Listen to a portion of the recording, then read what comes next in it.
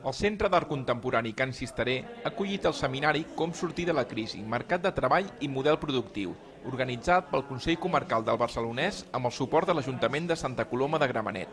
La jornada està adreçada a professionals i tècnics que treballen en l'àmbit de la dinamització econòmica i la inserció laboral.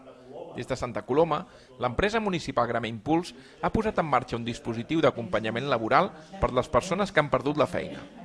Part d'aquesta activitat se centra en tot el que és la formació per la reinserció laboral, l'acompanyament, el suport i l'assessorament als emprenedors, petites empreses o joves que volen muntar la seva empresa com a mecanisme d'ocupació i posteriorment, conjuntament amb el Departament de Treball de la Generalitat, portem a terme a la ciutat els plans d'ocupació en el marc dels programes de treballs al barri.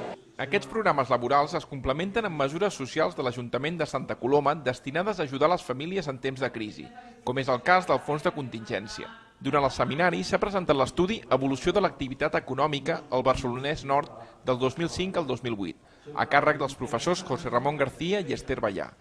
També han intervingut altres experts com els economistes Antonio Bermejo i Valeriano Gómez.